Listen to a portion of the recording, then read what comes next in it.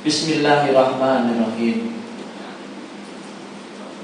Hadza utawi iki iku nubdatun cuplian min akhlaqihi sallallahu alaihi wasallam, saking akhlake Rasul sallallahu alaihi wasallam. Kalau di pasal yang keempat dijelaskan tentang kewajiban kita untuk mencintai kanjeng Nabi, maka di pasal yang kelima kita ditampilkan tentang akhlak-akhlak kanjeng Nabi. Sehingga harapannya ketika jenengan mengetahui akhlak-akhlaknya kanjeng Nabi, dengan semakin cinta dan semakin merindukan sosok Nabi Muhammad sallallahu alaihi wasallam. Karena ono sapa an-nabi sallallahu alaihi wasallam, kanjeng Nabi sallallahu alaihi wasallam iku ahsanan nasi, bagus-bagusnya menungso. Apa sing bagus? Akhlakon, akhlake. Wakut madahah, lan teman-teman wis ngalem ing Nabi. Sopo sing ngalem? Rabbuhu, pangerane Nabi. Ta'ala maha luhur Allah, biqaulihi, kelawan dawuhe Allah, wa innaka la'ala khuluqin 'adzim. Quran surat Al-Qalam ayat 4. Surat Al-Qalam ayat 4. Maknanipun wa innaka lan setuhune sira Muhammad iku la ala khuluqin, yakti ingatase akhlak azimin kan aku. Wa ja'ala dadaaken Allahu ing Nabi, dadaaken qudwatan ing panutan. Panutan kangge sinten? Lil muslimina kadue wong-wong Islam kabeh. Fi aqwalihi ing dalem pira-pira dawuhe Nabi. Wa af'alihi lan pira-pira tindak lampahe Nabi. Kama kaya dene keterangan. Qala kang dawuh sapa ta'ala Allah ta'ala. Laqad kana lakum fi rasulillahi uswatun hasanah. Laqad kana yakti teman-teman ono. Lakum iku lakum kadue sira kabeh. Fi rasulillah ing dalem Rasulullah sallallahu alaihi wasallam. Opo uswatun teladan, hasanatun kang bagus. Jadi itu dasarnya. Laqad kana lakum fi rasulillahi uswatun hasanah. Sungguh telah ada bagi kamu semua di dalam diri Rasul ada apa? Ada contoh yang baik, yang patut untuk menjadikan tiru, yang patut untuk menjadikan jadikan sebagai panutan. Waqad arsala lan teman-teman ngutus hu ing Rasulullah sapa Allah liyukammila supaya nyempurnaake sapa Rasul al-adab ing adab wal akhlaq lan akhlak, sebagaimana dalam hadis wa fil hadis lan ing dalam hadis bu'istu dan utus ingsun li utammima krana nyempurnaake ingsun makarimal akhlak ing pira-pira mulyane akhlak. Jadi di dalam kitab ini yang menarik ketika kita disuruh untuk begini, nanti selanjutnya disertai dengan dalil, entah itu ayat, entah itu hadis. Dan di sini dikatakan tadi bahwa Kanjeng Nabi itu memiliki akhlak yang bagus. Dan ini supaya dijadikan kita sebagai contoh. Karena Kanjeng Nabi itu tidak hanya kata-katanya saja yang dijadikan sebagai panutan, tapi juga perbuatannya. Kalau kita kan kadang-kadang kata-kata kita kalau berikan saran ke teman, kata-katanya bagus banget, tapi hubungan tingkah lakunya kita sama dengan kata-kata tersebut. Berbeda dengan Kanjeng Nabi yang tidak hanya kata-katanya saja yang bagus, tapi juga tindak tanduknya, tapi juga tingkah lakunya. Bismillahirrahmanirrahim. Wa inna min akhlaqihi, lan setuhune setengah saking akhlake Kanjeng Nabi iku al-'ifatu. Iku al-'ifatu, jagaraken awak.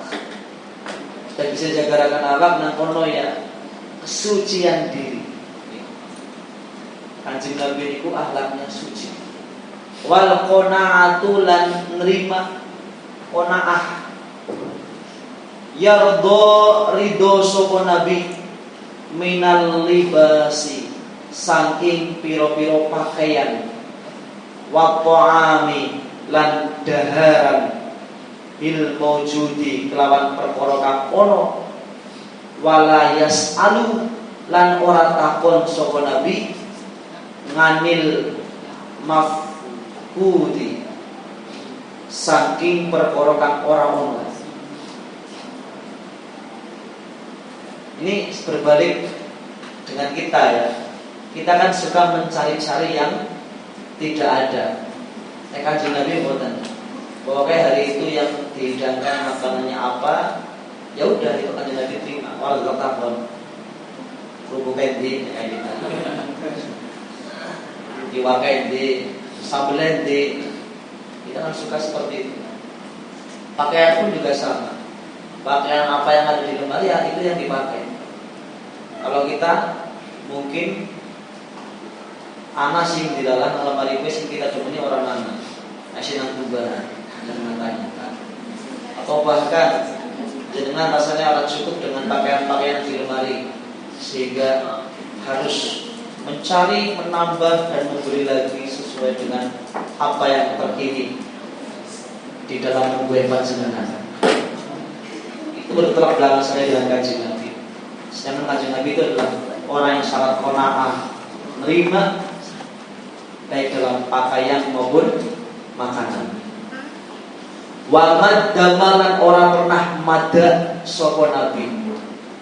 Orang pernah mada ta'aman ing panganan. Golek orang pernah mada qatu hale babar pisan orang tahu.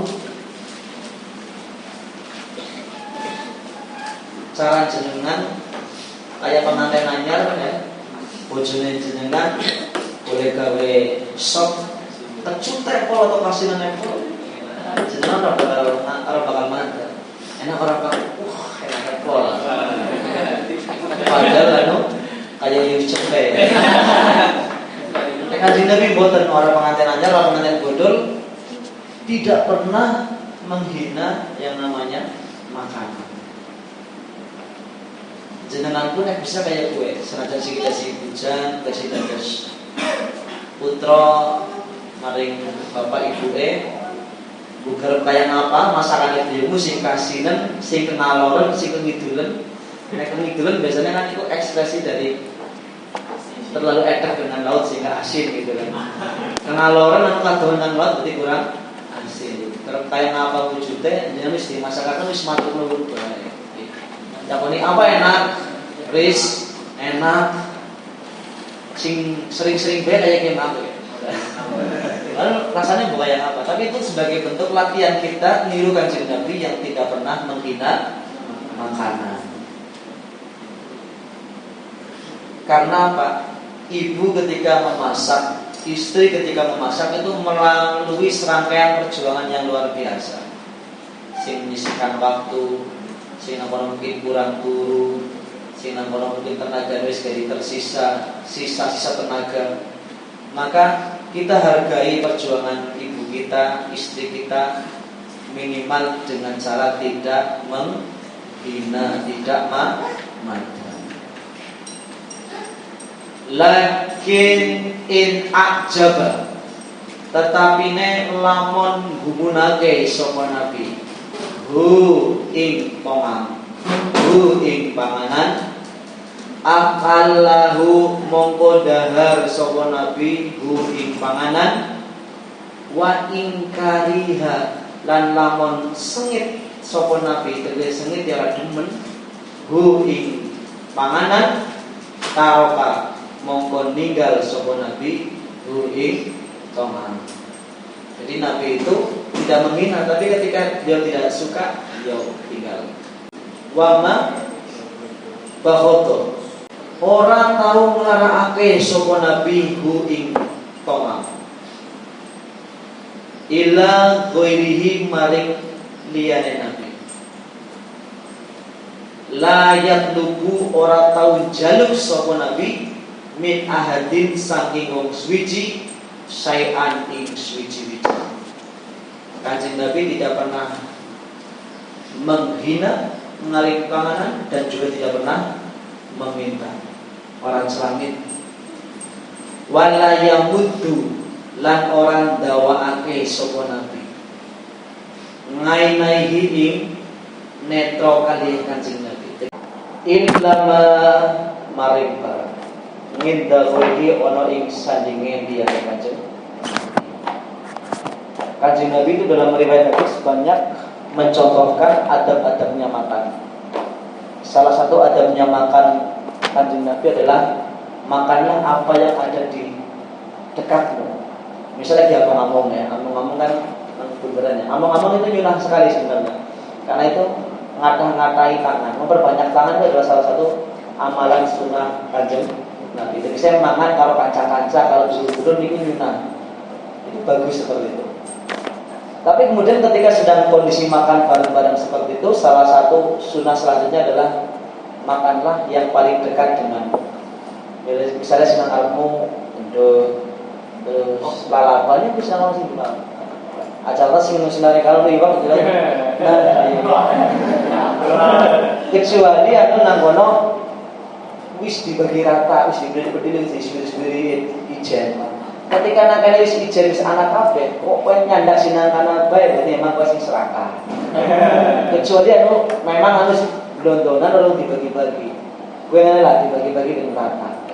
Nah, itu inisiatif usaha apa untuk penyetaraan enggak masalah. Tapi nek wis kabeh anu wis diijen rata, nduk disika rata, diwakai wis disuwiri rata. Kok ngene jenengan bae sana cakai-cakai kon njel sing liyane barang. Maka itu anu serakah. Teng mriki sing diboten enten nggih. Teng mriki boten. Lamun to enten ketone pas lagi warang. Sama sih sama kata. Bismillahirrahmanirrahim.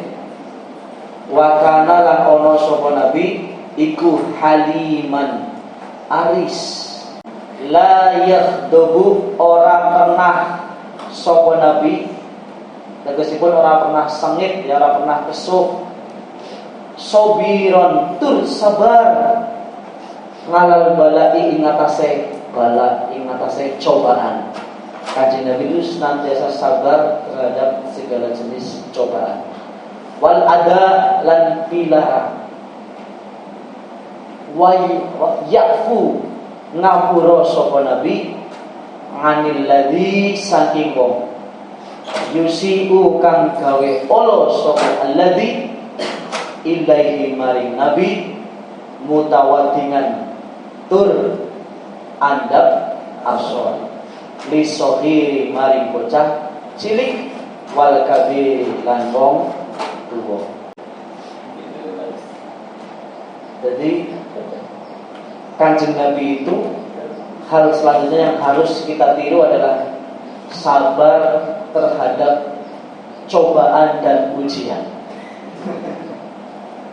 sabar terhadap cobaan dan ujian. Jadi cek, ini idola. Garasinya dibuka nomor ini. Coba pakai di dalam sekolah. Tutup ya aman.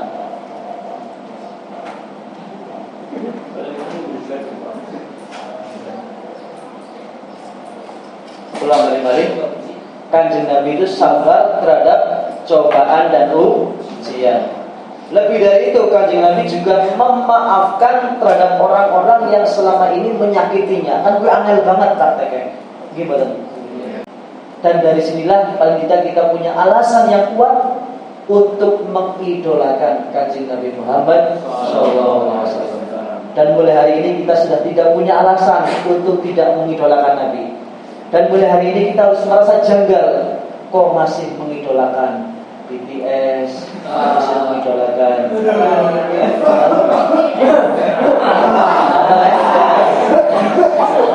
Korea yang masih mengidolakan, patut dipertanyakan. Karena apa? Dari segi mana yang layak untuk kita idolakan? Ketika ada sosok Kanjeng Nabi yang dengan begitu sempurnanya, kok tidak kita idolakan? Jadi tinggalkanlah idola-idola fanamu. Idolakanlah orang yang nanti nyata-nyata akan memberikan syafaat.